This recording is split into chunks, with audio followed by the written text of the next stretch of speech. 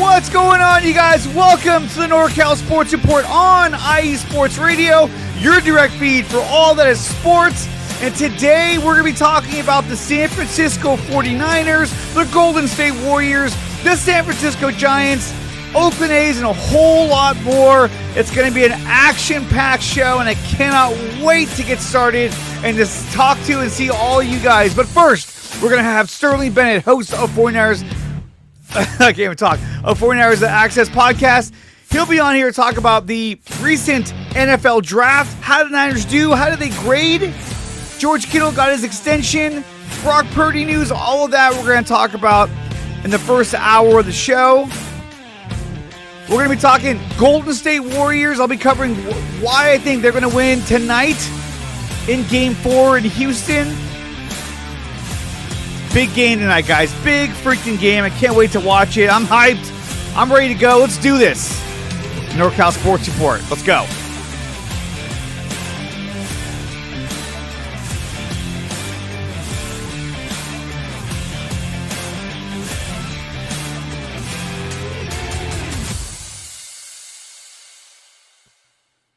What's up, everybody? Welcome to NorCal Sports Report, episode 27 of the NorCal Sports Report on IE Sports Radio, your direct feed for all that is sports. Sterling Bennett will be joining me today talking about the San Francisco 49ers. We're going to be going over their entire draft and kind of grading how they did and what we thought about their entire draft. We'll be talking about George Kittle's contract extension, a little bit of news on Fred Warner, Brock Purdy, Malik Mustafa, all kinds of good stuff here in the first hour as we break down all the news for the San Francisco 49ers. But before we get to any of that, guys, make sure you follow IE Sports Radio on X, Instagram, TikTok, YouTube, all of which at IE Sports Radio. Check out IESportsRadio.com for a full list and catalog of all the shows we have to offer here on IE Sports Radio. Check out IE Sports Radio /shop. To check out the merchandise available to help support IE Sports Radio. Also, you can find us anywhere you find your podcasts, maybe Apple Podcasts, Spotify, wherever you find your podcast, you'll find IE Sports Radio. And you'll find this show, the NorCal Sports Report. This show is brought to you by Planet Jerky, premium brisket beef jerky. The jerky that's on a whole other planet. I'm loving Planet Jerky. You can order it here at planetjerky.net or follow them on Instagram. Why not? At Planet Jerky over on Instagram. We're also brought to you by Vital Apparel. Use promo code IESR to get 15% off their comfortable and inspiring gym wear and help Vital Apparel in their ongoing mission to bring more awareness to mental health research. It's a great cause. It's a great brand. Check it out. It's Vital Apparel. We're also brought to you by Seal the Deal Wax Seals by Cecilia B. If you want to place an order for these wax seals, which come in handy for weddings, birthdays, any kind of celebration, then head over to IESportsRadio.com /seal the deal wax seals, and you can place an order for these wax seals, or you can simply follow this account over on Instagram at @sealthedeal_wax stamps. And with that being said, you guys, we got an action-packed show. We're ready to rock. Let's get to it right now. We're going to take a break. When we come back, I'll have Sterling Bennett, host of 49ers Access, to talk about the NFL Draft and the San Francisco 49ers. You're listening to the NorCal Sports Report, episode 27 on IE Sports Radio, your direct feed for all that is sports.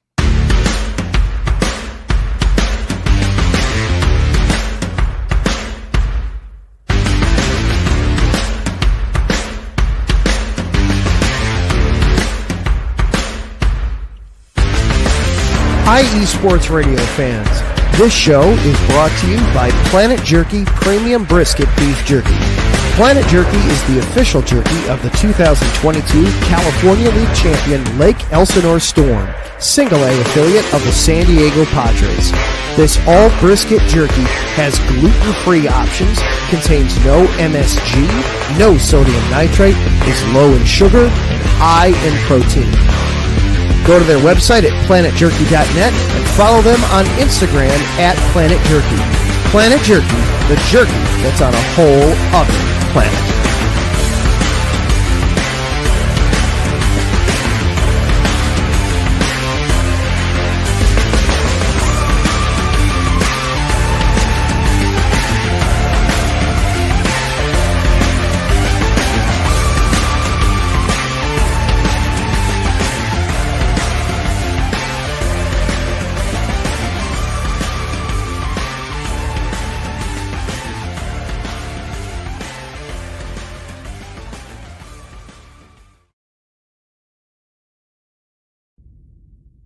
rise and shine.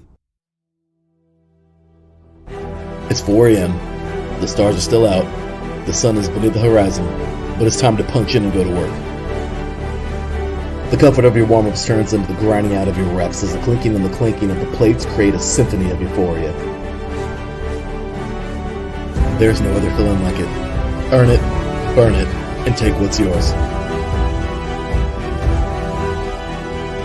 IE Sports Radio has proudly partnered with Vital Apparel, a brand that not only fits great, but also promotes and donates to mental health research. Use our code IESR to get 15% off their comfortable and inspiring gym wear and help them on their amazing journey to support mental health. Go hard, take part in your iron therapy, and be strong. Because when your mental health is as strong as you are, there's no telling how far you'll go.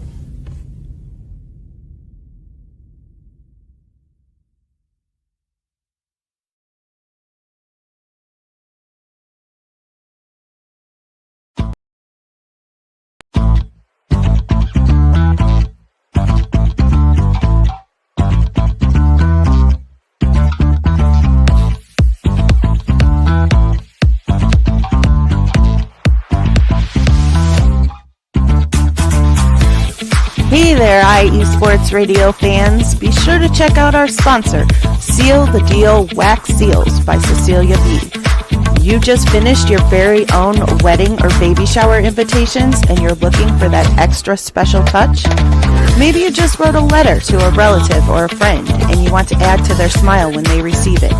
Then seal the deal with Cecilia's handmade sealing wax stamps for your invitations, letters, and gifts. You bring the deal, we'll bring the seal. You can find them on Instagram at sealthedeal_wax stamps and on Facebook, Seal the Deal Wax Seals.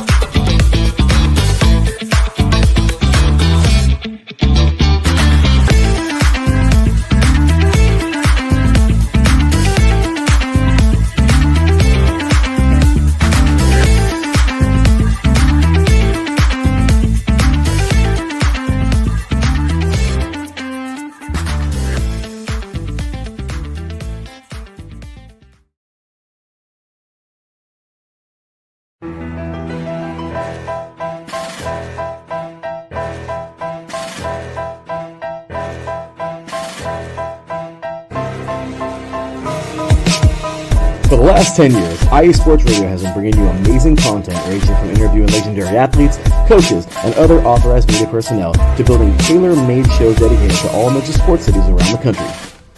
Make sure to follow us at IE Sports Radio on X, Instagram, Facebook, TikTok, and YouTube to keep up with the latest in sports and with all of our shows. Also, make sure to check out our daily updated website at iesportsradio.com. At iesportsradio.com, you can see our daily show schedule and check out all of our show pages with personal bios to learn a little bit more about each of our awesome hosts.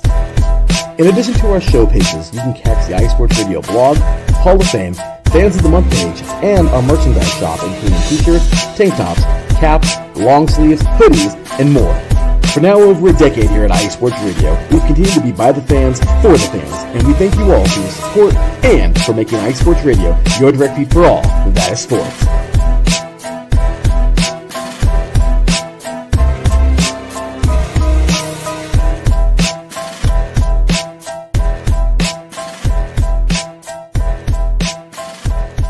Minutes past the hour here on the NorCal Sports Report, episode 27 on IE Sports Radio, your direct feed for all that is sports.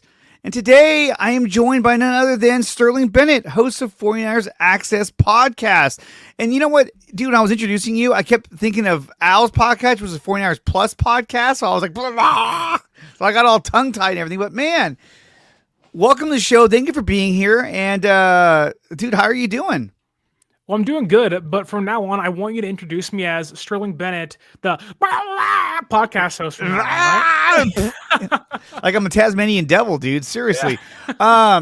So, Sterling, this past weekend was a big weekend for a lot of 49er fans, 49ers content creators, and of course for the 49ers themselves. It was also a big week, which was the NFL draft. And this was fairly pivotal because for the Niners, they had to hit on a lot of these draft picks because they pretty much jettisoned their entire starting defensive line. They had a lot of holes on defense, some holes on offense as well. And so they had to really capitalize on this to really kind of bolster their team. And so looking at the draft in total, how do you think they did when it comes to this year's NFL draft? I think they came out pretty well. Obviously, there's some draft picks that some fans and even myself are going to complain about. Nick Martin in round 3 at pick 75, a big one for fans. I was like, what? Not addressing the offensive line early, which it seems like they wanted to do, but just didn't get done because the Raiders took back-to-back tackles before pick 100. So there's some complaints to be had, but overall, I think when you walk into the draft knowing that you have to find 3 starting caliber defensive linemen, and that's hard to get in one draft. And it seems like they did that with Collins and Micah Williams and CJ West. I think if you're simply basing it off of, did they improve the weakest part of their roster? Yeah, they get an A+ in that direction. But like every Niners draft, and this one being one of the more, I don't want to say polarizing, but one of the more hard to sift through, knowing their schematic fits and guys don't fit your scheme, and you have to find the right guy at the right place. And sometimes the board doesn't fall your way. I think San Francisco walked away with like a B draft overall. There's some guys you like, some guys you don't like, some picks you question for sure. But I really love what they did to the defensive line. Surprisingly, they gave Robert Saleh the keys, even though they may only be here for 1 year. So, I mean, it's a good draft that has a lot of question marks, but that can easily go from a B to a B+ to an A+ if all the things click their way in the next 4 or 5 years or so. Yeah, no, I think so. And for me, they did some things that I was hoping they wouldn't do, but they did anyway.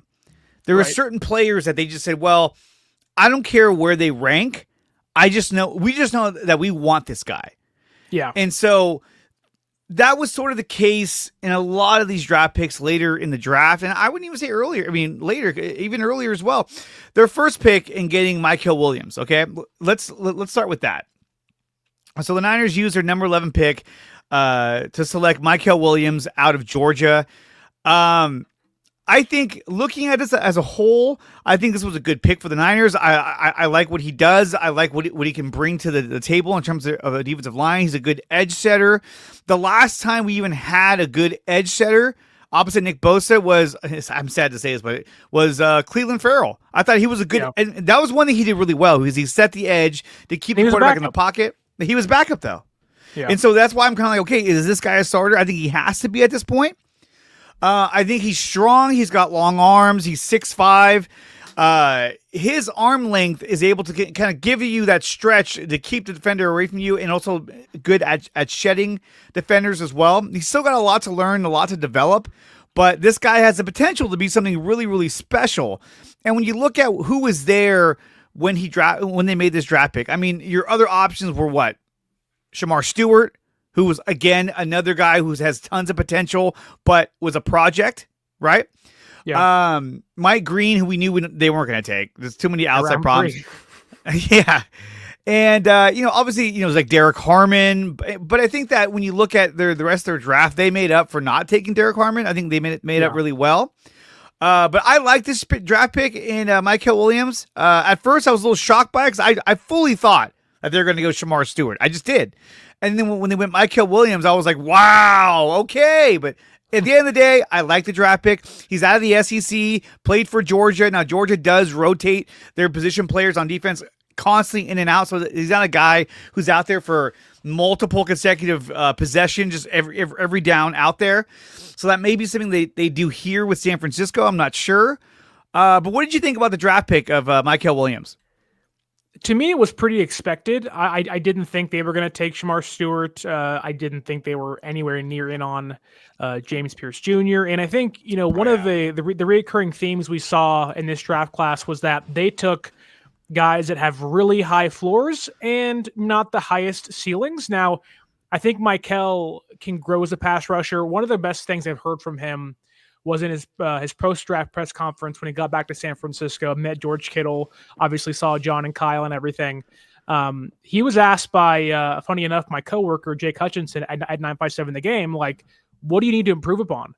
And he bluntly said, my pass rush plan. And it's really hard for some players to just be honest with themselves and honest with the media. Like sometimes they don't want to get, they don't want to let people know what their weaknesses are. And I think for him being honest, like, hey, and I'm sure him being that open shows that they've talked about that behind the scenes with him. Like, hey, Michael, we love you as a run defender. You have long arms. You can reach ball carriers. You can get to quarterbacks that are mobile out of the pocket. You're super powerful. You can push the pocket around. You can play inside. You can play outside. But if we can focus your plan of attack, your upside is a lot higher than it currently is now. Yeah. And just him being honest, being upfront, just being open about it, to me is a good sign. But also, I think what separates him from guys like Mike Green, like James Pierce Jr., and even on day one, like Shamar Stewart, is that he's a 3-down player. And, on first and second down, you can have him play outside, set the edge. Hopefully you have Alfred Collins and CJ West or somebody else on the inside on first and second down to be a good run stopper and run defender. And once you get teams in 3rd and 8 and 3rd and 7, 3rd and 6, you can put him inside and have him force the pocket, use that power and push guards and centers around to get to the quarterback even more and create some havoc. So I think the big separators were, at least for myself, and I'm sure from what it sounds like with San Francisco too, is that some guys were 3rd down pass rushers. Some guys were, 1st and 2nd down players only. Mike Hill is one of the few players that is a 3-down player, hopefully on day one and projects to be going forward. There's a reason why you heard Kyle Shanahan and John Lynch talk about Eric Armstead. Now, I think Michael and Armstead are different in the way they play, but Armstead had no pass rush plan coming out of Oregon. It was all run defense. And I think you saw once year 4 hit, you saw a really good, 10.5 sack player once he had, DeForest Buckner and Nick Bosa and company, and Michael already has Bosa there. And you're hoping that Alfred Collins or even CJ West can become your DeForest Buckner, where when Williams slides inside, he has some guys that can take up double teams for him. And he can use that power and get to the quarterback. Yeah, I mean, even if Michael Williams is not a huge pass rushing threat in year 1, I think he still will, accumulate sacks because you got Nick Bosa on the side. Now you have a new defensive line. I think this guy has the potential to have a good pass rush, but I think the main thing that they wanted to do was they wanted a big, strong defensive or an edge rusher, defensive end to set the corner, contain the pocket, and to stop the run. And I think that's where they're kind of going with this, because we saw last season they couldn't stop the run. It was so bad. I mean, you and I could have rushed for 100 yards against them, and that's how bad they were, especially late in the season. So we saw Michael Williams and we said, yeah, that's freaking awesome. Love it. And then they went on to their next pick, which is number 43. Some would say this was a little bit of a stretch, but I like the pick with Alfred Collins. I think this guy is a huge defensive tackle, hard to move, good against the run. Again, they're drafting monsters. These big, tall, long-armed freaks on the defensive line. What did you think about Alfred Collins? It's a pick that maybe I didn't champion at first because I wanted Darius Alexander, who's a more well-rounded defensive tackle on the interior, which the Giants got him in just an incredible draft for those guys out there in New York. Abdul Carter and Darius Alexander. I mean, wow. But back to Alfred Collins, he's a player that, like Michael Williams, the pass rush production really isn't there. But you think he's probably going to be a 1st and 2nd down player for you. And I think he has some upside to be a pass rusher, but he has good awareness, batted down 6 passes last year. One of the best, if not the best, run defending defensive tackles in this year's class, 85 PFF run defense grade, 6'6", 332 pounds. And I think a very common theme, which goes back to high floor players, but along those same lines, San Francisco wanted guys to take up space on the interior. Whether it be Michael, whether it be Alfred Collins, you have 2 guys that, although Michael's not 6'6", 330 pounds, and Alfred Collins is, they both have 34-plus-inch arms. They can tackle guys while they're being blocked still. They can eat up space and make it harder and clog lanes. That's a big thing for San Francisco. Last year, they were getting bullied. And this year, you look at the run defense, and you're hoping it projects to be a team that shouldn't be the one getting bullied. They should be the one doing the bullying. Yes. I know we, kind of frown upon, back in the 80s and the 90s and sometimes in the early 2000s, putting kids in lockers and throwing them in trash cans. But at the NFL level, you want your defense shoving guards and tackles into lockers and putting centers in trash cans. Yeah, and absolutely. Last year's San Francisco was the one getting shoved around. With Jordan Elliott and Evan Anderson and Malik Collins and even Javon Hargrave early before he got hurt. San Francisco, it's really hard when you're a 6'3" guard to go up against a 6'6", 330-pound defensive tackle for the next, 30-plus snaps a game. So they have a defense that, is powerful. They can hopefully wear down guards, wear down centers. So late in the game, it's fourth down. You got to get off the field or got to get a stop. Those guards are just gassed. Those centers are gassed. And then you have, boom, powerful guy comes in, gets a tackle, gets a sack, or you have the veteran guys behind them, Clea Davis, Sam Aquanu come in and clean things up behind him. So I think it's a great pick. I think San Francisco walked into the draft, like you said, Dre, about, we have to stop the run. And a big thing about stopping the run is, one, you can hopefully limit opposing offenses and what they can do. You can force them into third and longs more consistently. But also when you do that, it creates more punts, get your offense back on the field more. You can score more points, and it eliminates offenses being able to drain the clock against you late in games. And that was a big thing last year for San Francisco. Their defense couldn't get off the field to save their life. They were also blowing leads late all the time. Why? Bad tacklers, bad run defense.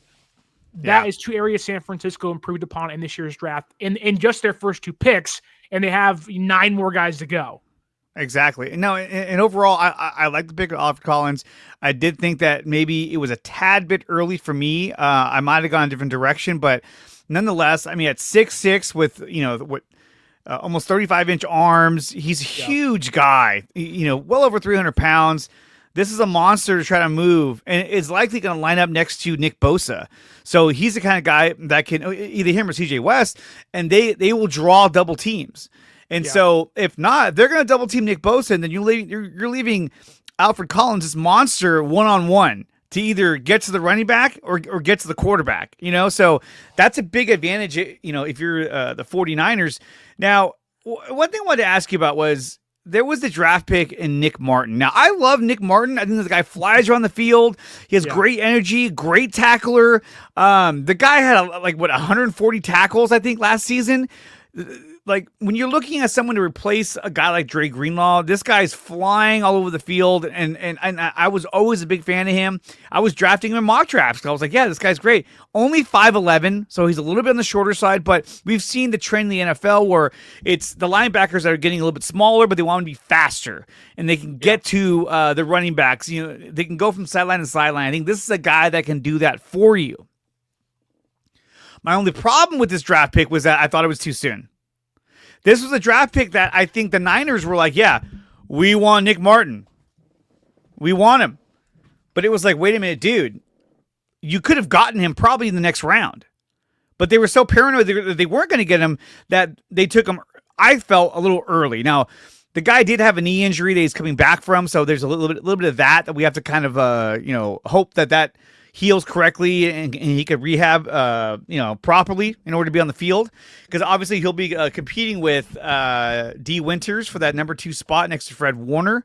We know that Nick Martin is a huge fan of Fred Warner, so he looks up to him. He's an inspiration for him. Imagine, this is a guy that he even owned a Fred Warner jersey. That's how much he respected Fred Warner, and now he gets to play with him. So there's a lot of good stories around this guy.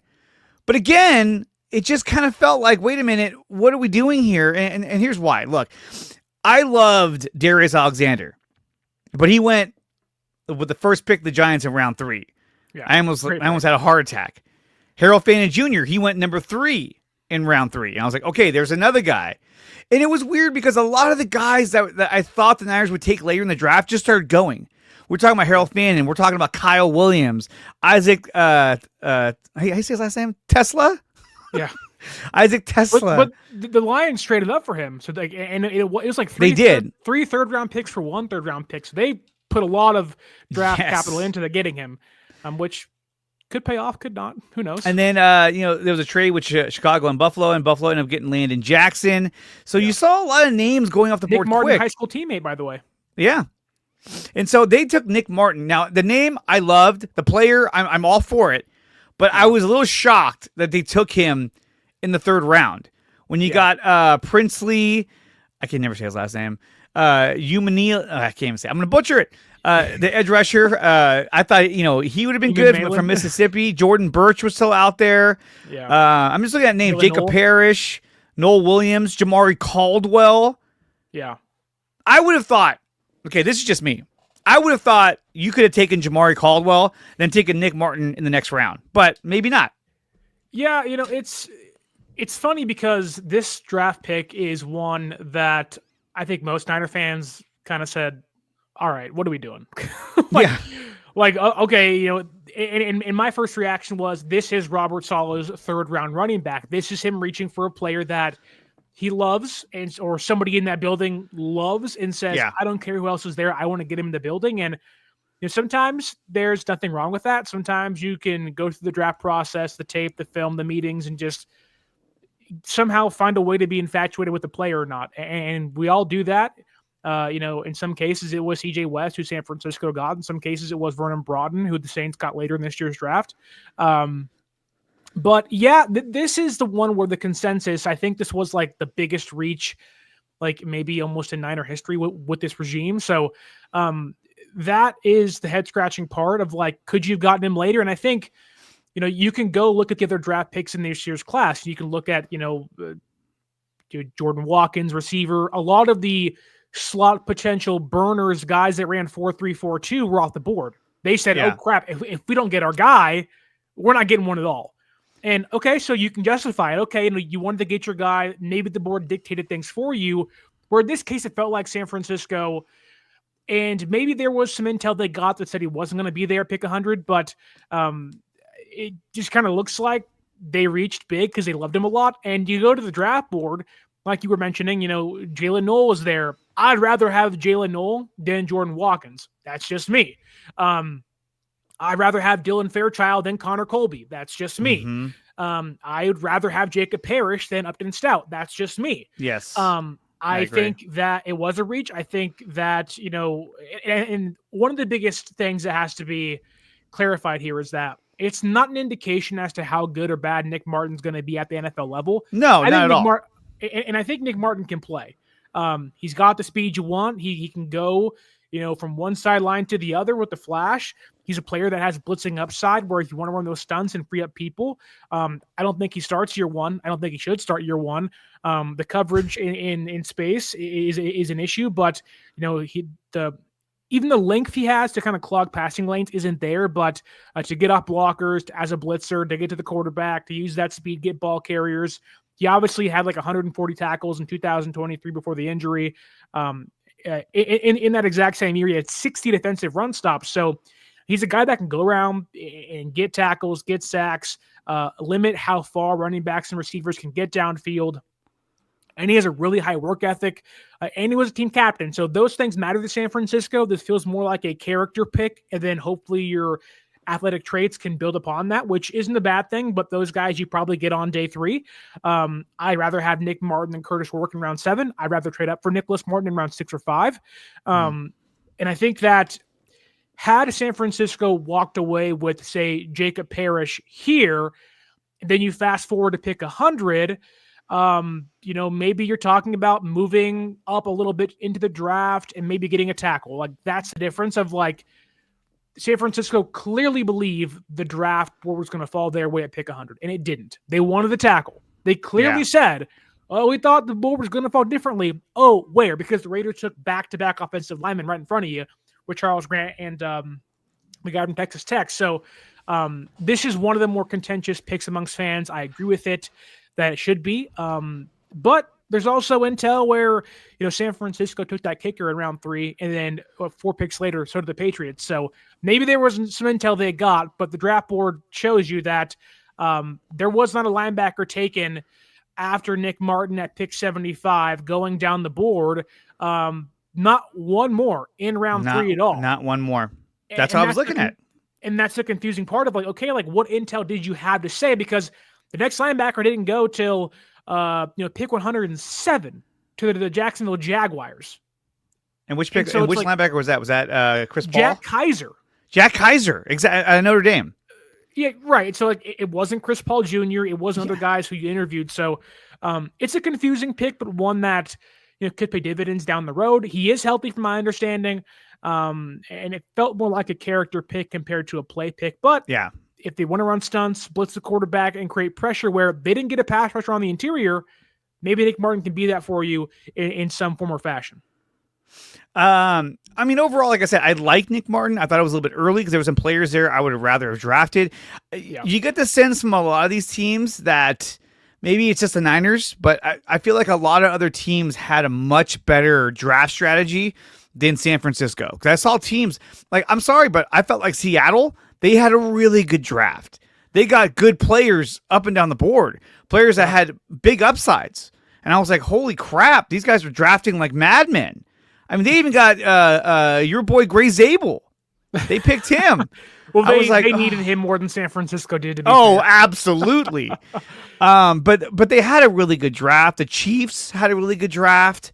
The Ravens had a really good draft. These are all teams that are constantly the Patriots, Titans. The Giants. The Giants should have had a good draft. I mean, come on. The draft was basically handed to them. Like, here, who do you guys want? Them? Yeah. Okay. If there's two teams that had picks that were just like gimmies almost the entire time, it was the Giants and the Browns. It seemed like the Browns, it seemed like every other pick, it was like the Cleveland Browns select. I was like, oh my God, they have another pick. But what did they go and do? They drafted Dylan Gabriel and Shedeur Sanders. Hey, don't hate on Dylan Gabriel. I'm not hating on him. I'm a huge Oregon fan. But why would you take two of them? Then you got Joe Flacco who's there. You got Kenny Pickett who's there. They took two of them. And then you got Deshaun Watson, who's somehow, some way still in the quarterback room. To quote Magic Johnson, he not going to be there. No. I mean, man. They're just going to eat his contract and be like, just go away, please. And then your Green Bay Packers, who you cover, they got Savion Williams. Hey, he's got bad hands, but he could be like a Deebo Samuel. I thought that was going to be a running back at the NFL level. I thought that was a little early as well. I'm just going to put that out there. I was like, oh God, okay. They and then and then the Raiders. So we're talking about round 3. Yeah, they took Caleb Rogers, right? Caleb Rogers out of Texas Tech, and I thought, okay, hey, that's a good pick. And then the next pick, Charles Grant. I was like, you son of a bitch. God damn you. And then I feel like the Niners maybe were considering Charles Grant. I don't know. But then when their pick came on their board. And then when the pick came around, they were like, okay, Upton Stout. A name that I was familiar with, but again, I was like, oh, you went Upton Stout. But I guess, you had other corners going ahead of him. Even Jalen Smith out of USC was gone. So I was like, okay, he's not a bad corner. I like him, man. I think he also played some safety as well. Yeah, he did. So I was okay with Upton Stout. But again, when you took Nick Martin over all those guys, I thought, okay, that's a little interesting. And then when you move on to round 4, I thought that, okay, they may have sort of swung and missed in round 3, but they got a good shot in at the end.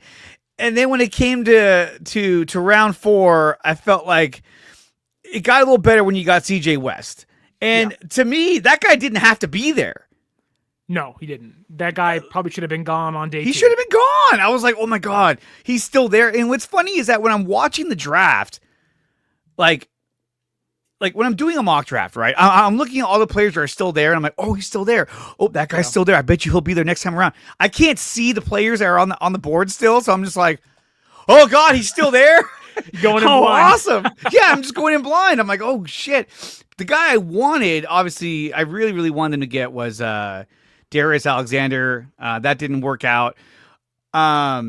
Cam Scadaboo, he went to the Giants as well. But when you look at CJ West, another guy that I was a big fan of, I like the draft pick. I love how they went another D tackle, which they needed.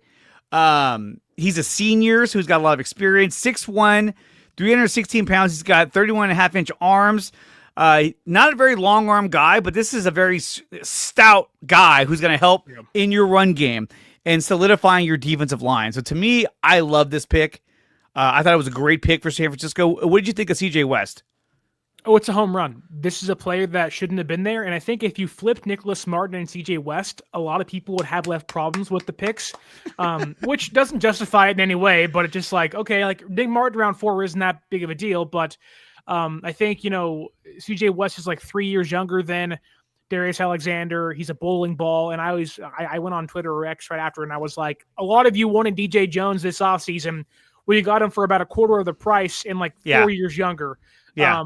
And look, DJ Jones is great, but this is a home run pick for San Francisco.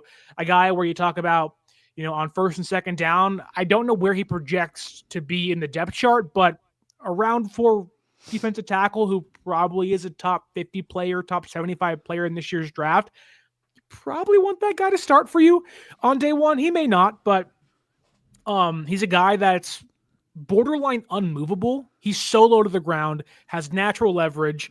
And honestly, this is my favorite pick of the entire draft for them. Yes, this was a badass pick. I was like, he wasn't supposed to be there. You got lucky. It was a luxury pick. Like, oh my God, I can't believe he's still there for you. And I think he's one of the players that, while yes, he can stack and shed against the run and take on double teams and free up space for guys on the interior during those stunts and move guards and centers out of the way to clear up space for Alfred Collins or, Kalia Davis or somebody else who's playing on the interior for them. Maybe Yetur Gross-Matos on stunts or Michael Williams on stunts. I think he also has a higher pass rushing upside than Alfred Collins, where you were seeing early in mock drafts during the process of like CJ West going higher than Alfred Collins sometimes. So I'm shocked he was there, but I'm insanely happy he was there. Like this is a home run pick. Every Niner fan should be on the mountaintops, just screaming that their elation that they got TJ West in San Francisco. Awesome content, Sterling Brookings. All right. I host the podcast earlier today, and my last name is Brookings now, so we're good. Okay, there we go. Nick, we love you, though. We love you. He has officially changed his name. His stage name is Sterling Brookings, or maybe it's the other way around. I'm not sure. This is a guy, too, that he played in all 13 games. He started 10 of those 13 games. He had 42 tackles, 7.5 tackles for losses with 2 sacks. Yeah. This guy is a game wrecker, and I love they got him. And yeah, I think his comp would be DJ Jones, and that's exactly what they needed for the no word correction. But no, that's exactly what they needed for their defensive line. I would rather have this defensive line than the one we had last season. Last season ended up becoming just like a patchwork defensive line, which at first, Malik Collins, I was excited for. Quickly, I was not. So I love what they did. I really love what they did with their defensive line this year. Last year with the defensive line, not that it was a good unit, but it was a higher floor unit that got decimated by injuries relatively early. Gross-Matos got hurt early. Hargrave got hurt in game 3. And that isn't to say they were going to be great with those guys healthy, but you were asking a lot of guys to play positions more often. Like Malik Collins really isn't a first or second, or he's just not an early down player. He's that third down interior pass rusher when it's 3rd and 7, when it's 3rd and 8. A guy that, in retrospect, you'd probably want to have on your roster now, knowing your personnel. But that is the one area I am shocked San Francisco really didn't address. Well, I do think CJ West has pass rushing upside on the interior. I'm shocked they didn't try for a Joshua Farmer or an Aeneas Peebles or a Zeke Biggers or guys late in round 7 or 6 and via trade up that and maybe they tried and couldn't get a deal done. I think Green Bay said they were trying to trade back and get draft picks for next year, and this team said no. So it kind of feels like that maybe some teams were kind of stuck in the mud saying we're not moving here. So but we'll never know that. Obviously, San Francisco tried to go up and get Michael Williams, and Carolina said no because McMillan was there. So it's something that we can theorize and maybe try to say they could have, should have done this, but maybe they couldn't do it. But I'd rather have, Joshua Farmer from Florida State compared to Curtis Rourke in round 7. But yeah, for me, after this pick of CJ West, I felt like the draft started going in a really weird direction. And I felt like it went in the direction of like, okay, now you're drafting players that are like, your team's already stacked. And now you just drafted players because you're like, I kind of like that guy. You know what? Let's go for it. Fuck it. It's what it felt like. Look, I get why they took Jordan Watkins They wanted a guy that had speed, a burner, like a stretch the field, and I get that, but I wasn't really that upset about that. I mean, obviously, like Joshua Farmer went ahead of him. I think maybe they would have. I don't think they would. At this point, I don't even think they would have taken him. But because I think they've already gotten two defensive tackles. In some of my drafts, I took like 3 defensive tackles because I just wanted more depth there, or I took 2 edge rushers just to give them more rotational depth, and then that way you can kind of weed out the guys you don't really want to hang on to, And that's another reason why they probably kept you to your Gross Matos, because they were like, hey, this is a rotational piece, and plus he's younger than Leonard Floyd. Yeah. They're like, I'd rather pay the younger guy than have the older guy. You can also play inside too. Yeah. And so when we go over to, Jordan Watkins, I like the pick as a receiver. We need a receiving help regardless, and I think they saw a lot of the big receivers were gone by then. And most of these drafts, some of those receivers were still around, and in this draft, a lot of them went very early. So I thought, okay, so they made a move. I get it. I like it. We can move on. Shedeur Sanders went in the next round, number 6. That was the big talk. I don't care. Who cares? And then I did want to say this at numbers. The 7th pick in the 4th round, number 145, Mac McWilliams, short arm. My boy. Where'd he go? He went to the Eagles. He went to the Eagles. He's flying out there with the He's little flying with the little arms. He's like a penguin. He ain't flying. He's fluttering. He's trying to get up.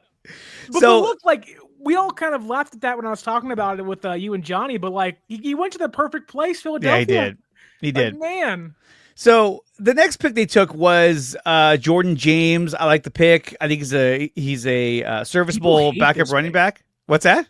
People hate this pick. They hated this pick. I didn't mind it. I don't know why. Well, like Jaden Blue was out there, which there was a lot of talk about him. I think it was kind of over-talked. 5 fumbles last year wasn't good.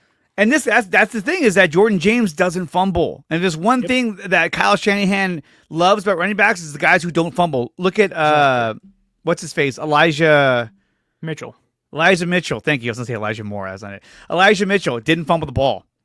Constantly did not fumble the ball. So, but again, you saw Jeffrey Bostic get drafted by the Chiefs, and who had a good draft. And you look at everybody else. The pick after this one, right? So I like Jordan James. Like, hey, that's cool. I'm actually cool with this pick. I like it. I would have rather had DJ Giddens, but I have no complaints about the pick. But still, I think, and he came from a big program as well in Oregon. Yeah. That was the thing that I saw a lot, was that the picks they put a lot of value into were players that came from teams that were in like the SEC, that went against bigger competition. That's what they were looking for. And I think that's another reason why they probably didn't take Darius Alexander, because he came from, was it Tulane? And it's a Toledo, a smaller school. They wanted guys who took on big competition. When you look at Oregon, San Francisco took Samuel Womack out of Toledo a couple of years back, and different players, different years, different teams, different positions, but like that didn't pay off for them. And I think maybe it burned them, maybe it didn't, but you can tell San Francisco, like you're saying, and kind of hinting towards, like they made an effort last year to get older players, day one ready players that are older rookies. And this year it was, we'll take you younger, but we want you playing against, Georgia, Ohio State, Oregon, USC, bigger competition, big dogs in the college football playoffs and stuff. Yeah. So this is where I got really pissed, because then all of a sudden they took Marcus Siegel out of Kansas State. Marquise Siegel. And this is a guy that I knew nothing about. Out of all my mock drafts, this guy was never once on my radar. So I was like, whoa, what? Like, what the hell? But what really pissed me off was this, Sterling. I mean, when you look at who was still there, they passed on Jackson Slater. They passed on Miles Frazier. They passed on Chris Paul Jr., Jackson Hawes, and Denzel Burke for this guy. This is where I got pissed. I was like, I'm seeing big time talent here, and you went for Marquise Siegel, a safety that was not even really a guy that stood out in anyone's mock draft. But again, a guy that they felt he fits our culture. I thought, come on, man. You got to be kidding me with this. It's day 3, and I think what you're getting at is what a lot of fans are hinting towards. And it's what I was kind of upset about. But I do wonder, although I don't think Marquise Siegel is going to be a day 1 player for them, I think he needs some time to get better in coverage. And he has the speed. I think he can grow into that roaming safety that can cover a lot of ground quickly. But the coverage leaves something desired. He's really good near the line of scrimmage, making plays, making tackles. So I think he actually may fight for that nickel spot. I also wouldn't be shocked to see Upton Stout play. Yeah, I think Upton some safety Stout this year. But they also brought in like 4 safeties. The Richie Grant, Jason Pinnock, Siren Neal is there, George Odom's still there. Yeah, they Zaire did. Brown, But Mustafa that's what I'm hurt. saying. It's like when you look at who was still there, Jackson Slater was still there. Yeah. Miles Frazier. And you didn't take these guys. And what happened? Yeah. Frazier went to the Lions. Chris Paul went to the Rams. Yeah. Which may feed into the Nick Martin would have slid conversation to late day 3. Yes. Yeah, Look, they took Chris Paul Jr. And then on top of that, there were other linebackers in this round that would have gone ahead of Nick Martin.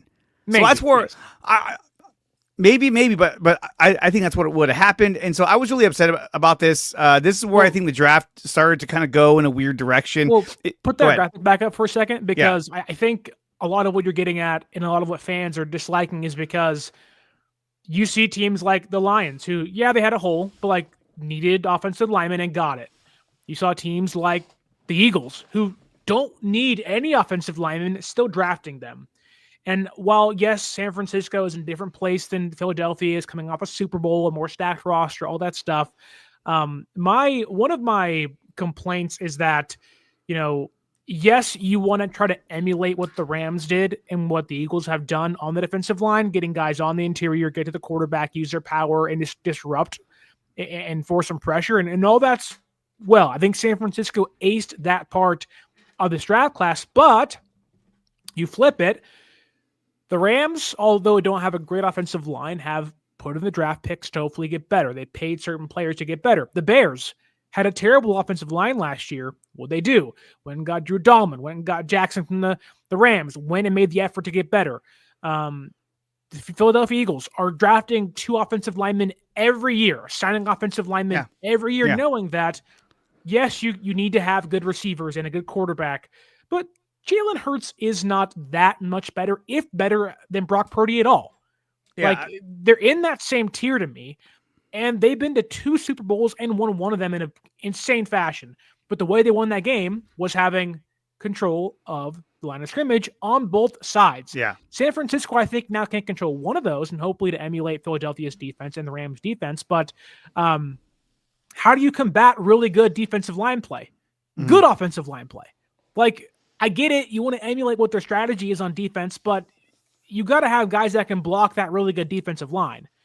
And to do that, you draft and you stash, or you draft day 1 starters or sign free agents on the offensive line. Which if they would have got Miles Frazier or Jackson Slater and just said, hey, he's a rotational piece to give us more depth to the offensive line, back up on day 1. Ecstatic. I'd be like, yes, thank you for addressing that. They did with Connor Colby. The guy didn't have a single penalty against him all year. Hey, get him in there. Let him eat. Overall, though, I thought the draft, I gave it a B- because of the later picks I thought were a little unorganized, and I didn't like what they did. How did you feel about Curtis Rourke? You can't block for Brock Purdy or Mac Jones. Draft the guy that has 2 torn ACLs and a broken thumb, brother. He can't move. He's got a good arm, but I just felt it was unnecessary. I was like, we don't really need this. You just signed Mac Jones. That's a stash pick. Yeah, but and you still have Tanner Mordecai. I mean, it's just kind of like you didn't need to do this, but whatever. At this point, it doesn't really matter. If you had to grade the draft, what would you grade it? I think if you just kind of dissect it and you go defensive lines an A+ for me. A+. Linebacker with where Nicholas Martin was taken, I'd probably give that pick like a D+. Not because of him, but because of where he was picked. That brings down a whole chunk of grade for me.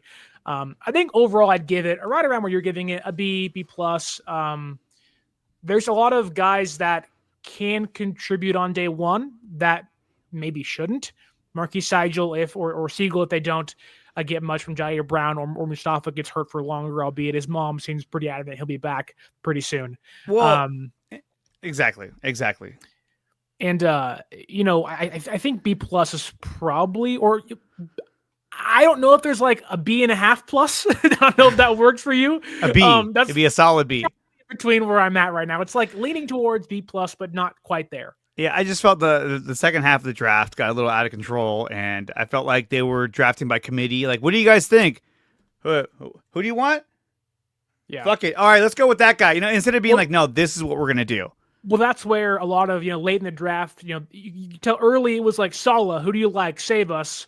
In the draft is where they start pointing towards, okay, you're the scout in Indiana, you're the scout here, like who do you like? Who do you like? And you get down to the board and you're like, that's where the regional scouts come into play, and that's where you have, a lot of guys that are at Senior Bowls, at the Hula Bowl, at the Shrine Bowl, and like go watching Southeast Arkansas, HBCU. You're like, where is that? And they find guys, you go, oh my God, they're going to be a star somewhere. So we'll see if they pay off. I just really don't like Curtis Rourke. I don't like it. I like him. Players. He's not the pick. Yeah, I mean, even the last pick, I wasn't a huge fan of. I know that was a player that Brant Boyer really wanted, and they probably just said, fuck it, let's give it to him. But I thought that there could have been some better players taken in the mid to third half or third quarter of the draft, and I think they kind of fumbled on that. So real quick, it's almost like they're writing a script for a movie, and the beginning gets you hooked, and you're like, this is going to be incredible.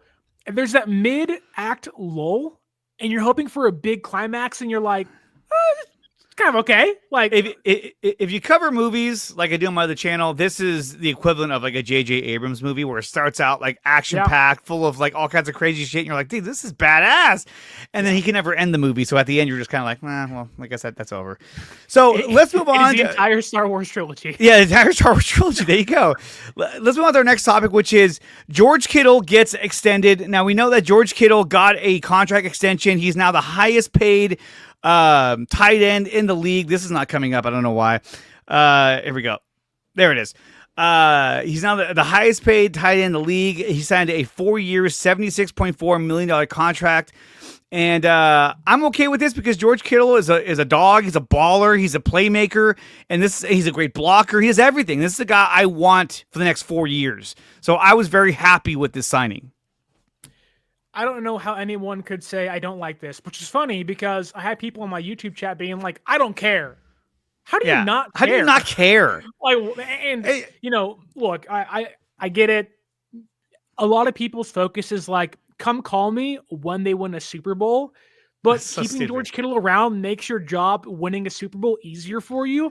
I get there's injury concerns, although I don't think it's too serious. He's played over 12 games, 14 games the last 4 seasons. He has like 30 touchdowns the last 4 years, had his second best productive season ever since 2018. Guy's good, man. He's dominant. He's not slowing down. He'll play to his 36 years old. I think they also have 3 options towards the end of his contract. So there is ways to get out of it, ways to keep him around longer. But we all know San Francisco, inline tight end George Kittle, wide receiver tight end George Kittle. I love that now of this era of players where they've lost a lot of football games, big games mainly, and guys you're seeing leave, Dre Greenlaw, Hufanga, Deebo Samuel, guys who you hoped would have gotten Super Bowl championships or guys you hope are going to be lifelong 49ers. It seems like they've narrowed their focus as to making George Kittle and eventually Fred Warner lifelong 49ers. And that to me, albeit you want to win big games no matter what, that to me does matter as well. Joe Staley, Patrick Willis, you wish Frank Gore could be in that group, but he's not. And that was painful to watch him leave, albeit there was some contextual reasons as to why he had to go. But I'm very happy that George Kittle will probably end up being the second greatest Niners wide receiver receiving threat of all time behind just Jerry Rice. Absolutely. We also got news, too, that Malik Mustafa injured his ACL in the final game of the season, and it just now came out, which maybe tells you why they took Marcus Siegel. I still wouldn't have done it because they wanted more depth, but they went and signed all those freaking safeties. Like, one of those guys has to be able to cover until he comes back. But like you said, according to his mom, he was jumping around the other day. He's looking way better. And this is his mom talking. Come on, this is like his biggest supporter, I would imagine. So I think he comes back earlier than they say, which I hope he does. But this was, nonetheless, it was concerning to find out now that he has a torn ACL. It was like, are you joking? Like, why are we now learning about this? It made no sense. Okay, so Sterling's frozen. He's frozen in time because he's so locked up on the Mustafa news that he's like, what the F? Oh, there he is. He's back. He's jumping around like Malik Mustafa. I'm doing box jumps back here. Why are we now finding out about Malik Mustafa and his injury? Well, the thing is, he didn't tear the ACL. I think that's a big reason as to why. And that's what came out first was that, he tore his ACL. What? Well, it's funny because Nick Wagner, ESPN, covers the team locally. He had the story of he didn't tear his ACL. He tore the repaired part of it. There wasn't ligament damage. There wasn't further damage to anything else. It was just the part they fixed prior to. But then Schefter was like, no, it's torn. And so everybody ran with the Schefter stuff, but he didn't tear it. He re-injured it, but didn't tear it. So that's why recovery process shouldn't be as big as it usually is for a torn ACL. I think it's a reason as to why at least his mom is saying it's not going to take a whole year to recover. And I think that you're probably going to see him return somewhere around, I don't want to say October. That feels like it's mid-season, but I think around week 3 or 4 can make some sense. Week 3. When you don't have an entire training camp, you're not going to have preseason. You got to give some time. You got to give players time to get back up to speed. Not to say it's a good thing, but my mind goes to last season or even in previous years, San Francisco, cut DJ Reed. He goes to Seattle and has a great career now, the Jets. But also you have last year, Jarrett Kingston, who this team drafted as an offensive lineman, and they cut him because I think they were hoping to either keep one of the cornerbacks or safeties and couldn't do it. And I'm like, oh crap. I think it was actually a wide receiver. They kept Ronnie Bell. And then, cut Jarrett Kingston. We all said, what's going on? Why? Which is still one of the most baffling choices ever. To be fair, Jarrett Kingston played 1 snap last year for Carolina. That said, you'd rather have Jarrett Kingston than say, I don't know, Matt Hennessy or Austin Peasants playing somewhere on your offensive line for you. Ronnie Bell. I don't this to me does open a door to where I don't like Ronnie Bell. To where maybe you can keep one of your late draft picks. Maybe it is Junior Burgeon, or it is or it is Marquis Siegel, and put Mustafa on the pup list, and maybe keep 2 players that you probably wouldn't have been able to. Obviously, you can and Mustafa to be healthy and be there day one, but it could open a door for a player that maybe you couldn't take a chance on sticking around for a few extra weeks and maybe staying on your practice squad the entire year. So let's also talk about one more thing. The Niners made some news yesterday in signing tackle DJ Humphries. Now, this is a signing I actually liked. What? Singing him. Oh, sorry. He was singing. We'll change that. We'll get the engineering team on it right now. That's funny. But they signed DJ Humphries. Yeah. So that was a good move by San Francisco. I like this move. I think it's a better acquisition than trying to get a different type of tackle because it didn't go against them in terms of the compensatory picks. So this is the guy they sign off the street and he's theirs. So I like that, and he does give them more depth. So when you look at the guys that they brought in after the draft, a guy like DJ Humphries, I think that's a good move. And none of it's guaranteed money, so it's great. I think they did a really good job, and I'm a fan of signing DJ Humphries. Yeah, it's one that I don't know if he's open or going to try to play right tackle, because that seems to be what they want to have a swing tackle.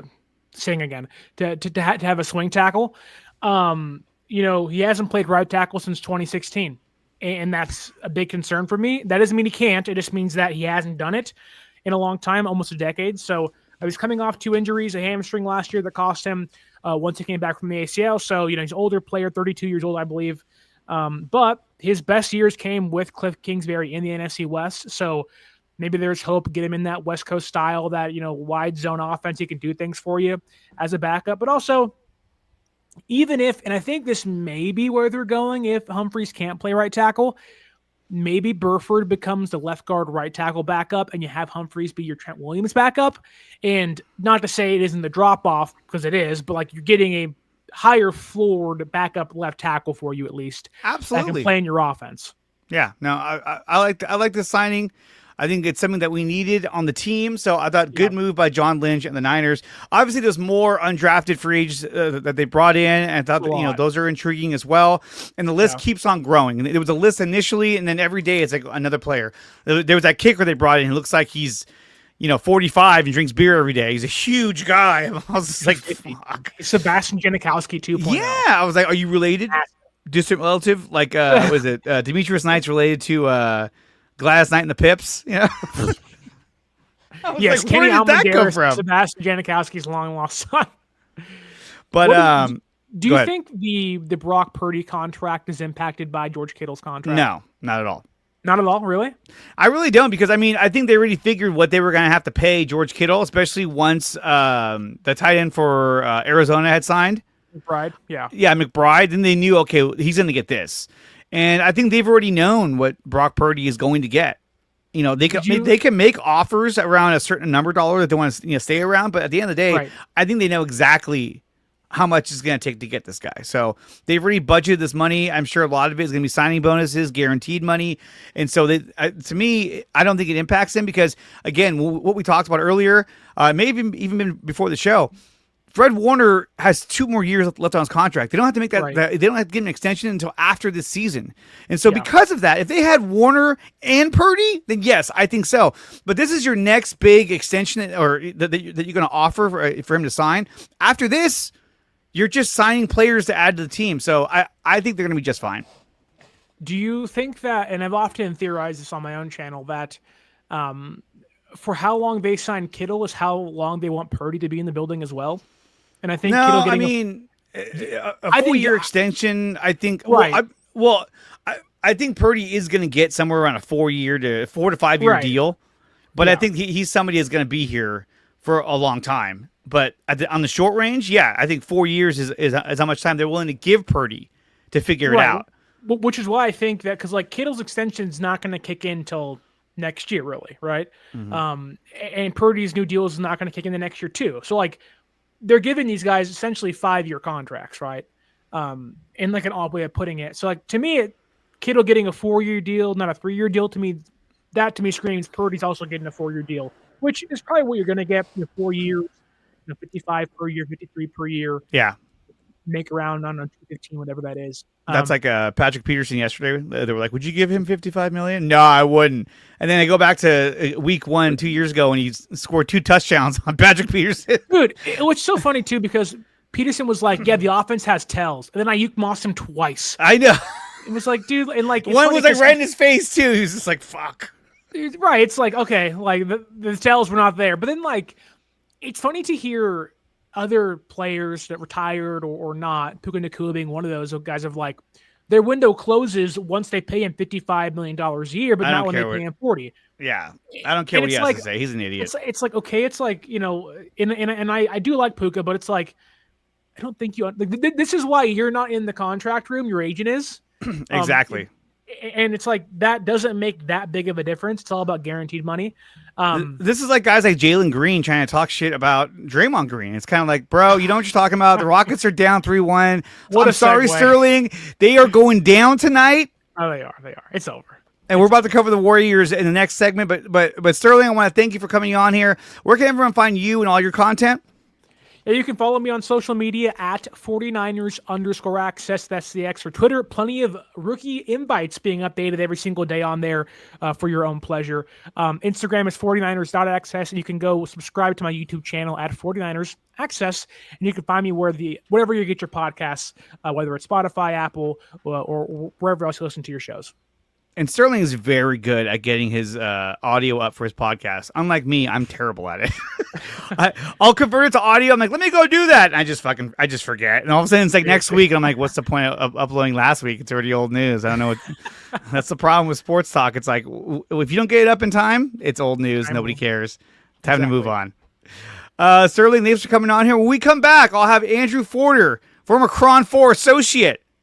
Big fan of the Warriors. He'll be on here talking about the Golden State Warriors and their playoff competition against the Houston Rockets, who Sterling is a big fan of. That's why he's wearing red. I'm not. This is a cherry. It's not even a rocket. It's a cherry. It's a cherry. Guys, we'll be right back. You're listening to NorCal Sports Report on IE Sports Radio, your direct feed for all that is sports. Hello, sports fans. It's me, your boy Larry B, and I want to walk you through the world of sports. No. Not just the mainstream major TV deal type sports, although those are important too. But let me be your guide through your journey of all sports, from college to the pros, the minors, and everything in between. Each week, we are talking sports galore with true diehards just like you from a hardcore fan's perspective that's sure to quench your thirst around leagues you may know all too well and some you may even discover here. That's right, sports fans. If you love sports of all kinds, enjoy hearing amazing sports stories, and respect all sports because you know how difficult any of them can be to play or compete in, then this is your show. Join me, your boy Larry B, on The Defining Moment each week here on IE Sports Radio, your direct feed for all that is sports, and let the sports come to you.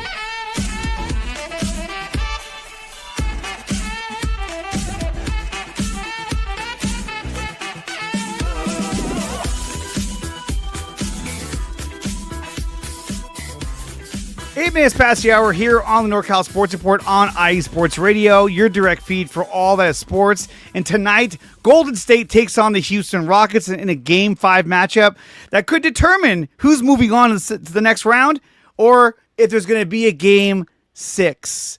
And now I'm joined by Drew Forder, good friend of mine, big-time Warriors fan. Drew, dude, what a game. What a series. Night. What a series. What a series this is, man. It's been, it's been topsy-turvy, a little bit up and down. It's been, it's gotten spicy, especially the last game, Game 4, was super spicy. So, man, it has been a really great series. I've enjoyed it a lot. Oh, absolutely. I was telling my brother, I was like, dude, this is like a football game. You know what I mean? Like it's so physical that, these guys are getting bashed around. Jimmy Butler is breaking his butt like in Game 2, which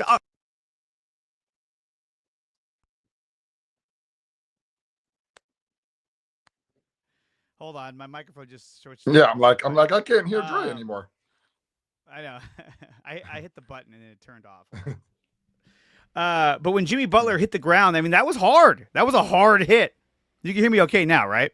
Yeah, I got you. Yeah, when Jimmy got hurt in Game 2, it was that you got that kind of a doom and gloom feel. And, I was watching the game with some of my friends and family members, and we're like, shit, this is not good. Like we could be we could be going down a serious, we could lose this series because what I'm thinking is that this team, they are pretty much, without Jimmy, they are pretty much worse than they were early in the season when right. they, because they traded away Kyle Anderson, they traded away Andrew Wiggins.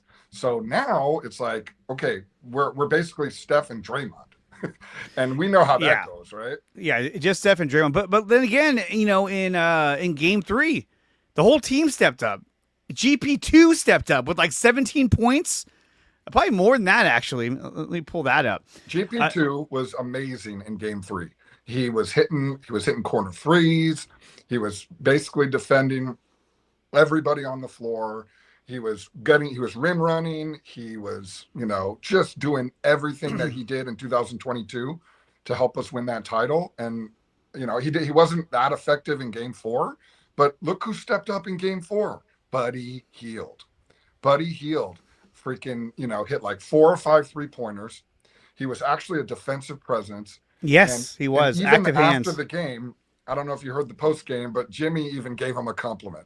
Yeah, he did. He even said he ain't that good, but he was good tonight. Well, the whole team loves Buddy Hield, and so he's one of those big locker room guys. And like you were saying, when it came to Game 4, the guy was step back threes. He was knocking down shots. He even had a shot late in the game with a minute and 9 seconds left. It was a fadeaway jumper that it rimmed out. It should have went down, and it just rimmed out to the point where it rimmed out to the point where I couldn't say, God damn it, buddy. I was like, oh, he almost had that.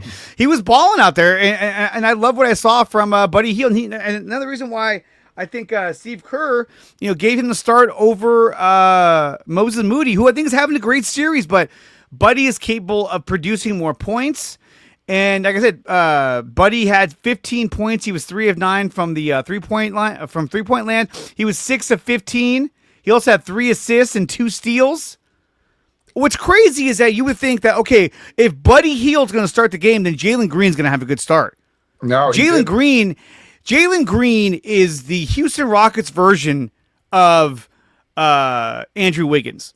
He is. A ton of talent, and then just disappears. Yeah, he had a great game too. 38 points, as we all remember. I mean, who didn't have a great game too? If you're Houston Rockets, everybody had a great. Now, just some things to think about for tonight. You know, these guys. I mean, it can really go one of two ways. And I heard you were chatting with, is it Mr. Sterling? Sterling, yes. Yeah, the last guest that you had on. I heard you guys talking about tonight's going to be. The Warriors got this. I don't know. Being positive. And here's the reason why. With a game 5, now if you look at what happened with Miami in game 4 against Cleveland, they were down 3-0. They just gave up. They basically gave up. They were down 30 points after like the first quarter. It was like 43 to 16. So they were done. Okay. But Miami's a different team. They're more of a veteran team. They also kind of they realize they're just not good enough. This Houston team, they are young. They haven't been in this situation before, and they do play better at home. They almost beat us in game 1. Game 1 was a tough game. I mean, it was nip and tuck the whole way. The Warriors made the plays down the stretch. But game 2 was pretty much dominant. I know we had no Jimmy. I know he was out, but they were still up 24-16 in the first quarter when Jimmy got hurt. Yeah. So they were playing really well at the Toyota Center. So I wouldn't look past them playing really well. Jalen Green, he's probably going to hit some shots tonight. Another guy to look at, Jabari Smith. He's been really good in this series. Really good. So these guys play better at home. So just look for that tonight. Another thing, too, that I loved about Game 4, obviously, was Brandon Pajemski. He had 26 points, was an absolute baller, was 6 of 11 from three-point land, and was 9 of 18 shooting from the field. He was a big reason why we won that game, him and Buddy Hield, with Steph only having 17 points. But Steph knew, like, hey, look, these guys are hitting their shots. I don't have to force my game. We're doing this on our own. And also, of course, Jimmy Butler with the broken ass cheek. He had 27 points. He was 12 of 12 from the line. The entire starting 5, if you look at their plus minus, Jimmy Butler was a +2, Hield plus 17, Green plus 17, even though he was fucking fighting everybody and getting fouls. Pajemski was a +7, and Curry was a plus 12. And that's huge because when you look over at the Houston Rockets, Amen Thompson was a -17. I actually thought he had a good game. He had 17 points. But it was a quiet 17 points. Like, it all came in a big bunch in the fourth quarter. I was like, oh, this guy. So you got a lot of guys who are struggling to figure out what the fuck they're supposed to do. Dylan Brooks is like, I know what I'm doing. I'm going to fucking fight everybody. Van Vliet's like, I'm going to bomb threes. He was 8 of 12 from three-point land for 25 points. Sangoon, I mean, look, he knows that he's bigger than everybody else. He's a talented center, and so he's scoring in the paint. He had 31 points, but you know what? They did something last night that I haven't seen them do in a while. And it's something they did against LeBron James in all those years. Their goal was, okay, Sangoon can beat us, but nobody else can. And so they were like, oh, if he scores, but we have to make it harder on everybody else. Now, Van Vliet scored a lot of points because he hit 8 threes. You know what I mean? He was amazing. He was just bombing away. So, and he's a veteran. He's a good player. I like him a lot, and so I expected that from him. And one of these games, I expected this. But the difference in the game, Dre, what you just mentioned it, Jimmy Butler, 14 points in the fourth quarter. He got to the free throw line. The foul that got called on Dylan Brooks in the corner with like 1:09 left. That could have gone either way. I know it looked like he got hit in the rib cage, but he stepped up. He made all 3 of those free throws. All 3 of them. And then basically, I don't know if you listen again to the post game, but he told Draymond, you get Sengun, you get a stop, I'm going to get the rebound. And man, even with his injury, even with his ass basically on fire, the guy couldn't move all night. He rose up and got that rebound and held it strong, and then goes to the line and hits 2 more clutch free throws. Clutch. This guy, Andre, it is such a luxury to have a second closer. I've been saying this, we were talking about this a couple months ago before the trade when we were talking about who do we want, Jimmy Butler, Kevin Durant, do we want, Lauri Markkanen in the future? Jimmy Butler has been a closer his entire career, ever since he got to, especially when he was at Minnesota, and then when he got to his to Miami, he became the guy. And Steph does not have to do it all by himself. Yeah. So Steph did not have a great game. He only had 17 points in game 4. He really, the only play that he really made in the fourth quarter was that pump fake 3 in the corner. That, what the hell was Şengün doing jumping on that? There was 2 seconds left on the shot clock. It's like stupid basketball, but that was a huge shot for the Warriors to get back in the game. And then Jimmy closed the game. Yeah. It's incredible, the type of play that the Warriors are putting out there. When you look at the Rockets bench points, they only scored, 11? They scored 14 points. They only played 3 players off the bench, Tari Easton, Jabari Smith, and Steven Adams. Everybody else on that bench just sat there.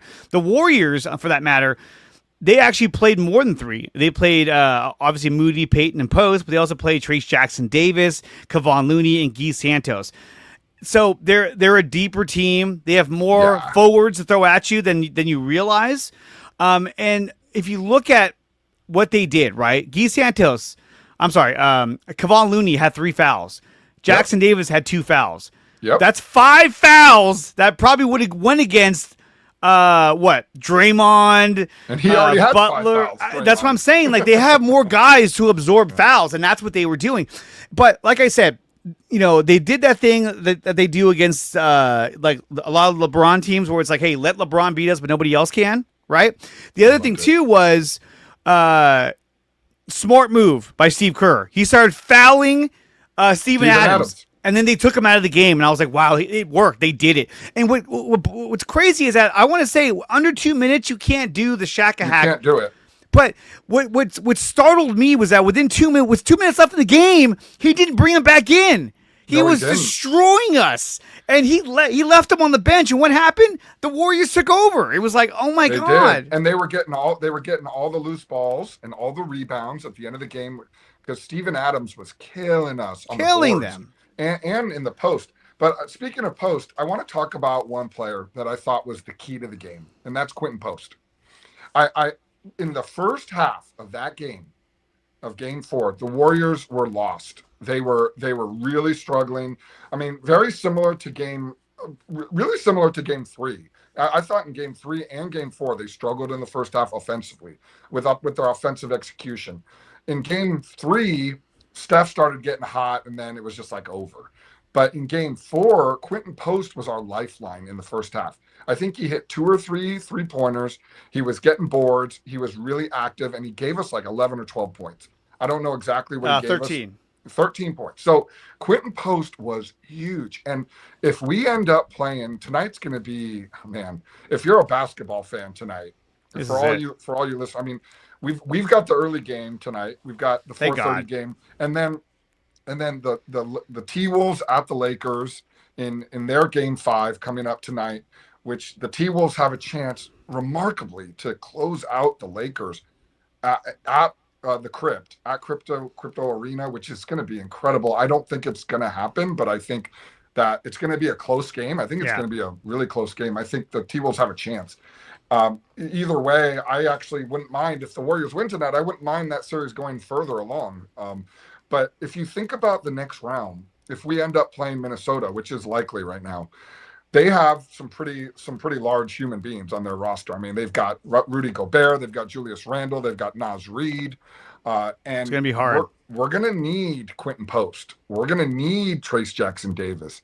Kuminga. I know Kuminga's been a big kind of an enigma. He only really played in game 2 and a little bit in game 3. But they may need him in a Minnesota series also because of the athleticism of that team and their offense, the offensive juggernauts that they have when you think about Anthony Edwards and Dante DiVincenzo and, Mike Conley and just everyone. That team is really well-rounded. So just think about that tonight, Warrior fans, as you're watching these games of what's to come, because this could get really interesting. And this game tonight, it could easily be where Houston comes out, bombs away, blowout win, and we go back to San Francisco where it's going to be a close game. Or it could be a game sort of like game one, where it's going to be a close contested game and one of these teams is going to pull it out at the end. The Warriors may have the mentality of like, hey, if it gets away from us, let's just let it go and focus on the next game. Because they're an older veteran team, they're not going to, if it gets out of control, they're going to be like, just let this one go. I'm not worried about this. We'll get them at home. But I do hope they close it out in Houston.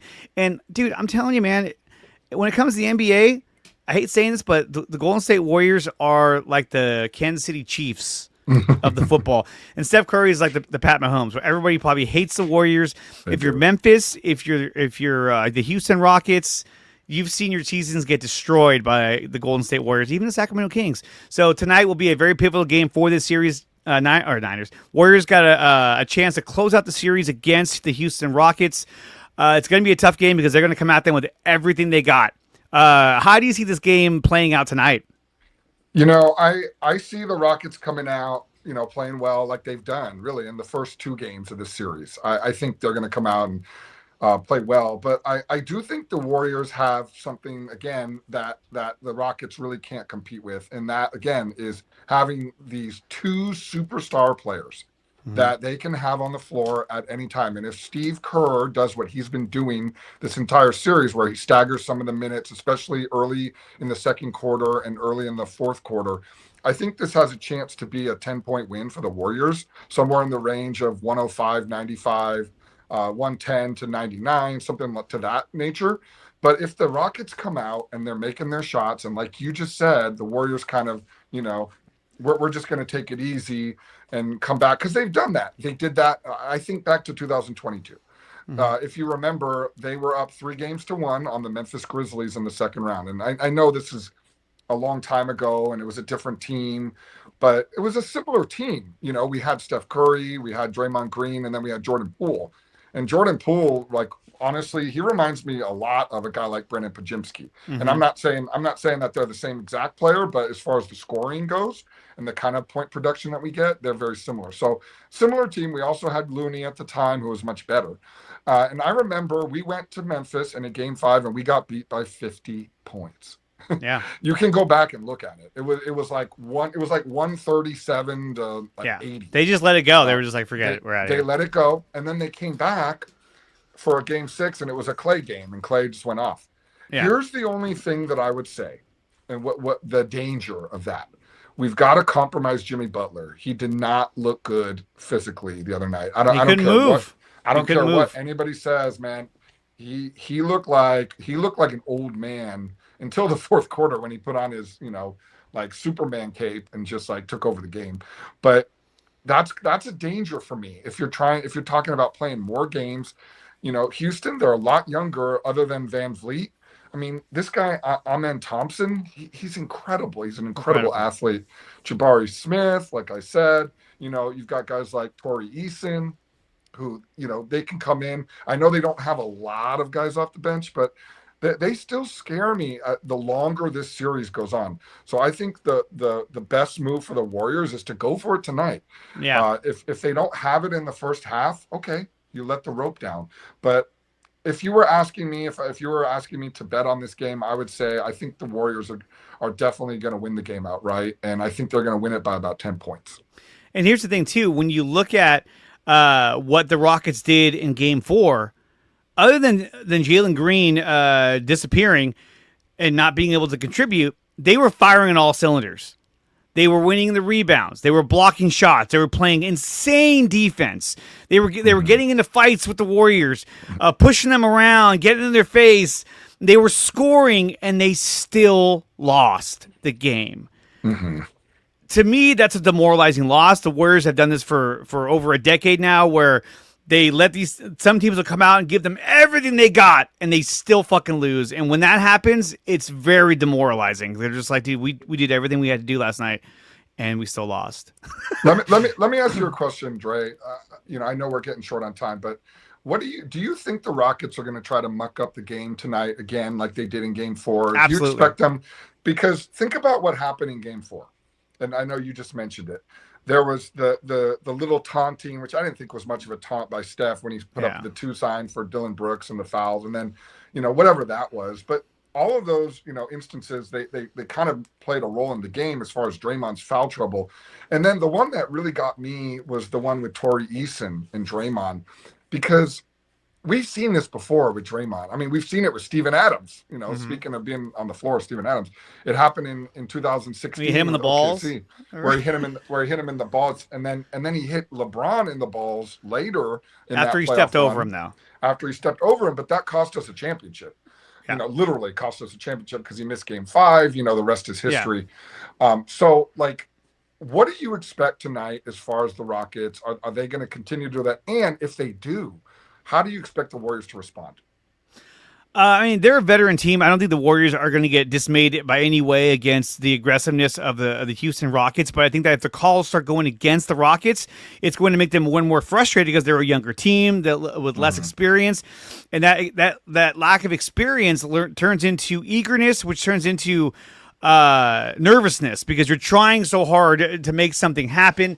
That thing with Torrey Eason, later on, he went over and was talking to Torrey Eason, and they were kind of laughing, and even Reggie Miller was like, look, he's even apologizing to him. Like, hey, man, and then what happens? Ahmed Johnson goes over there. Ahmed Thompson goes over there and starts pushing him and everything. So I saw that. To me, that's a narrative-based move because they probably told each other, hey, when these guys get in our face, we got to fucking stick up for each other. So he went over there by default and was like, hey, screw off. And it was like, what? And that's why he was like, man, what are you doing? And not only that, but when the Houston Rockets like to do the fucking like what Duke Blue Devils do, or they have a little huddle during free throws, and they sneak into the huddle. And so Draymond started going over there like, what are you guys talking about? What are you guys talking about? And then later on, when Pajemski went over to go talk to Steve Kerr, Ahmed Thompson went over there and did the same thing, and they were like, "What are you doing, dude?" And, it's just kind of like you can tell that they're young, they're reactionary, they're trying to do what their competition is doing, and it just shows the level of maturity that they have. And when you got a guy like Dylan Brooks, where I'm sure if he's on your team, you fucking love this guy. You're like, fuck yeah, he's in everyone's face. But in reality, he's a detriment to their team. He gets into stupid arguments, and he stops the game. He slows the game down because he's trying to talk shit. It's the same guy who had that press conference where he's like, I just think we need to really focus on building this dynasty. That shows you how dumb he is, because you can't call yourself a dynasty if you haven't won anything. So This guy will continue to not win anything, and I hope they beat them tonight. I hope it's a big win. I'd love for them to blow them out at home. The best win the Warriors have ever had in postseason history, well, there's a lot of good ones, but one of the ones I love the most was the last game they played against the Boston Celtics in Boston, when they literally went in there and just kicked the shit out of them and won the championship. It was like, fuck you, we're the champions, goodbye. When Steph hit that 27-footer and they were just demoralized. I hope we get something like that. Probably not, because this is a really good defensive team, and they're eager and they're angry. So we'll see how it plays out. But that game is tonight at 4:30 p.m. Pacific time. Yes. I believe it's on TNT, I want to say, or ESPN, one of the two. I'm definitely going to be checking that out. Drew, we're up against the top of the hour, or the mid-hour, so I want to thank you for coming on here. Please come back again. I want to have you on as much as possible, talking Warriors, Giants, all that. So, Drew, thank you so much for coming on here, man. I really appreciate it. Yeah, thanks for the time. Go Warriors, everyone. And, get home early from work tonight, watch the game, and cheer them on, man. They need our support. So absolutely, dude. Absolutely. Drew Forder, everybody. And Drew, thank you for coming on. And, dude, we'll do it again, man. For sure. For sure, man. As soon as possible. When we get to that next round, let's do it. Let's do it. So, guys, thank you for watching the NorCal Sports Report. Real quick, I want to go over the last of the scores.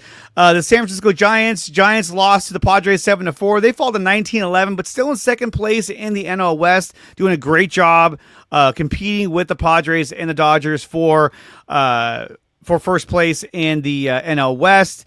The A's lose to the Rangers 15-2. They're having a tough year. They're right around 500, so tough loss for them. And the San Jose Earthquakes, they lose the Columbus Crew 2-1 in their matchup the other night.